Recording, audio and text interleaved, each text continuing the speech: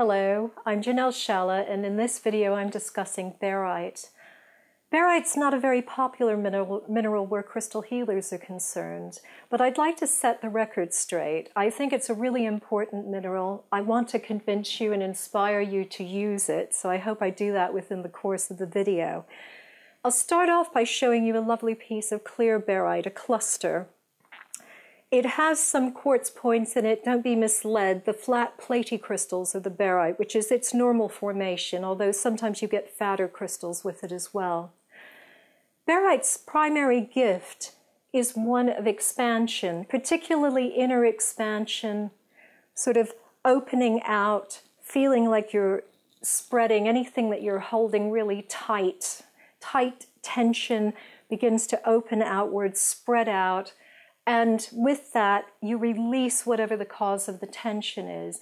Doesn't always release all of it because the tension may be coming from something that's very old and deep-seated, but at least it will begin the clearing process. The clear baryte I've just shown you is very good for working with the crown chakra, and from that point of view, very good for clearing and focusing the mind.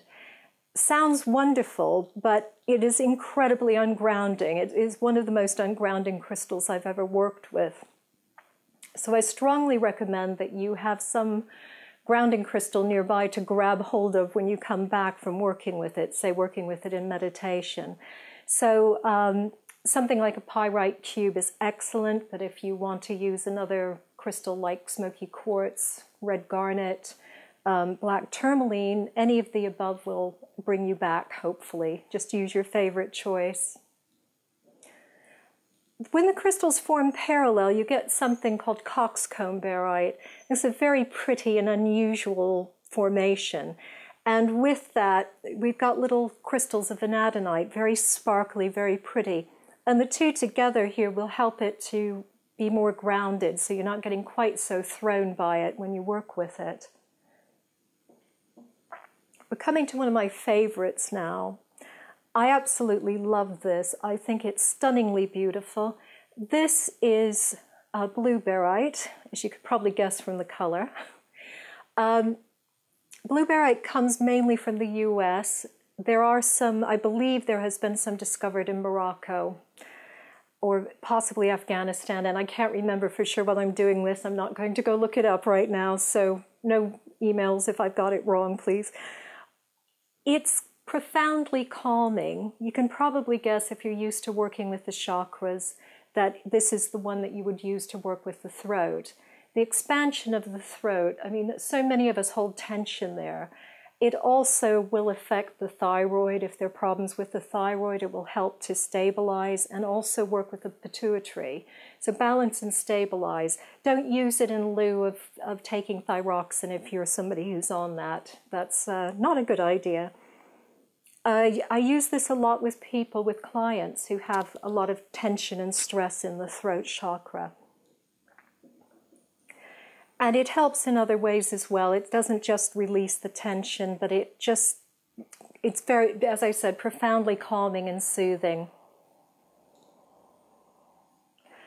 And now we get to one that I use a great deal in my practice, but it is quite specialized. So I recommend this more for practitioners than for lay people. However, there's nothing to stop you trying it out. I think it's a very, very beautiful and important mineral. This is, I call it, well, to me it looks green, but almost everyone else calls it honey or brown or yellow. So this particular baryte comes from China. There are other areas in the world where you get a similar color. I haven't actually tried them out, so I don't know if they work in the same way. But what I've found is this is profoundly clearing, really clearing for people who are, say, on drugs that are, I'm not talking about recreational drugs or drug addiction. I'm talking about drugs that people have to take for medical conditions, but they may not be affecting them very well.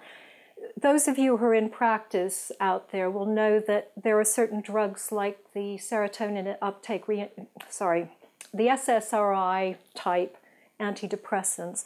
Very difficult to work with clients who are on these because it's difficult to find the client under the drug. I've also worked with somebody who was on methadone as they were trying to come off an addiction to morphine. The morphine was because they were seriously ill. It wasn't because they were trying to get high, but unfortunately they were on it for such a long period of time that it created a need. The methadone was much harder to work with than the morphine as far as I was concerned. It felt like the person's energy became very disjointed and very difficult, very kind of ethereal and difficult to get hold of. I didn't like the feeling at all when I was working with this client.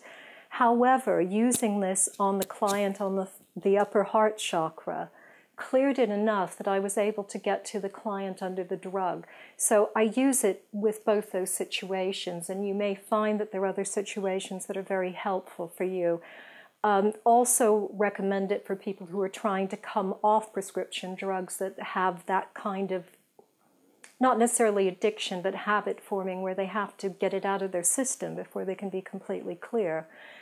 I think it's really necessary in practice, but it may not be something that, if you're just buying crystals because you like crystals, may not be something you want to work with unless it's because it's beautiful.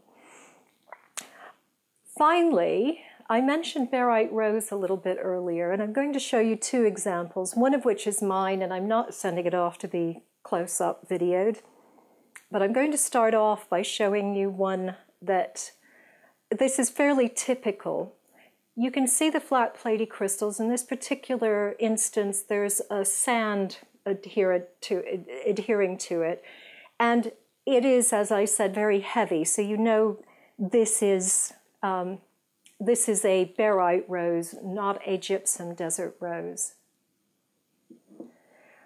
One of my friends describes it as holding a small friendly animal. I think that's probably a very good description. It works obviously with the color, it works with the lower chakras. And the expansion seems to take place there. So this is one you can use when treating irritable bowel syndrome. Also, if people hold a lot of tension, if you're using it for your own practice, if you tend to hold a lot of tension in the abdomen, it will help you to expand and release that tension. And in this case, as it releases, it flows down through the legs and into the earth. So, very good way of clearing it. I wanted to show you an example of a very old, that shows how old I am. I've had this piece since I was a child.